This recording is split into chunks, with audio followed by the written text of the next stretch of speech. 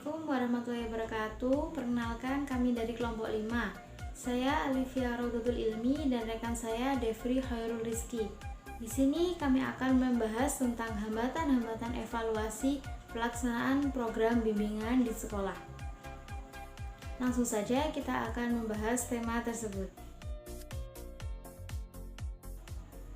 Sebelum kita membahas tentang hambatan-hambatan evaluasi pelaksanaan program bimbingan di sekolah, kita akan membahas tentang objek evaluasi pelaksanaan bimbingan dan konseling. Yang dimaksud dengan objek atau sasaran evaluasi pendidikan ialah segala sesuatu yang menjadi titik pusat pengamatan. Berdasarkan objek, evaluasi dibagi dalam beberapa jenis. Yang pertama, evaluasi input, yaitu evaluasi terhadap siswa mencakup kepribadian, sikap, dan keyakinan. Tujuan utama input adalah untuk menentukan bagaimana memanfaatkan input dalam mencapai tujuan program. Yang kedua yaitu evaluasi transformasi. Transformasi yang dapat dilibatkan sebagai mesin mengolah bahan mentah menjadi bahan jadi akan memegang peran yang sangat penting. Yang ketiga yaitu evaluasi output. Sasaran evaluasi dari segi output adalah tingkat pencapaian atau prestasi belajar yang berhasil diraih peserta didik setelah terlibat dalam proses pendidikan selama jangka waktu yang telah ditentukan. Selanjutnya kita akan bahas tentang hambatan-hambatan evaluasi pelaksanaan program BK di sekolah. Secara garis besar, hambatan bimbingan dan konseling dapat dikelompokkan dalam dua hal. Yang pertama yaitu hambatan internal, yang kedua hambatan eksternal. Yang pertama adalah hambatan internal. Hambatan internal ini berkaitan dengan kompetensi konselor. Kompetensi konselor meliputi kompetensi akademik dan kompetensi profesional. Kompetensi akademik konselor yakni lulusan S1 bimbingan konseling atau S2 bimbingan konseling dan melanjutkan pendidikan profesi selama 1 tahun. Kenyataan di lapangan membuktikan bahwa masih banyak ditemukan di berbagai sekolah SMP, MTS, MA, SMA, SMK, guru BK, non-BK. Mereka diangkat oleh kepala sekolah karena dianggap bisa atau mereka yang berasal dari sarjana agama. Meskipun secara keilmuan mereka tidak mendalami tentang teori-teori bimbingan dan konseling. Adalah hambatan eksternal. Hambatan eksternal meliputi banyak hal, salah satunya yaitu bimbingan dan konseling hanya untuk orang yang bermasalah saja. Sebagian orang berpandangan bahwa BK itu ada karena adanya masalah. Jika tidak ada, maka BK tidak diperlukan.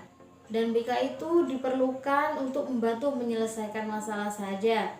Memang tidak dipungkiri bahwa salah satu tugas utama bimbingan dan konseling adalah untuk membantu menyelesaikan masalah. Tetapi sebenarnya juga peranan BK itu adalah melakukan tindakan preventif agar masalah tidak timbul dan antisipasi agar masalah tidak menjadi besar. Kita pastinya tahu semboyan yang berbunyi mencegah itu lebih baik daripada mengobati. Keharusan melaksanakan evaluasi bimbingan dan konseling.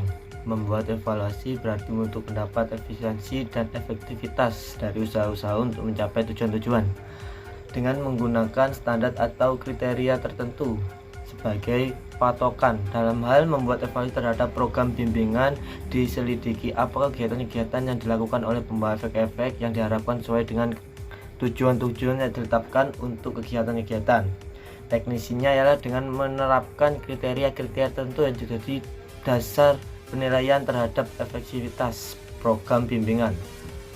Dengan demikian, kegiatan-kegiatan bimbingan di institusi pendidikan dapat dibuktikan manfaat dan kegunaannya sebagai pihak-pihak yang menginvestasikan tenaga dan dana dapat diyakinkan bahwa investasi itu tidak percuma.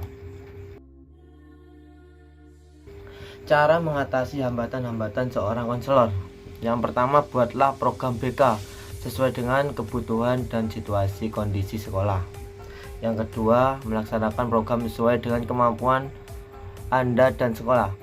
Yang ketiga, melaksanakan sosialisasi tentang tugas BK di sekolah agar para siswa, guru, dan kepala sekolah memahaminya tentang tugas-tugas BK di sekolah. Yang keempat yaitu jangan terlalu menuntut kepada sekolah untuk melengkapi sarana dan prasarana BK jika sekolah memang tidak mampu menyediakannya.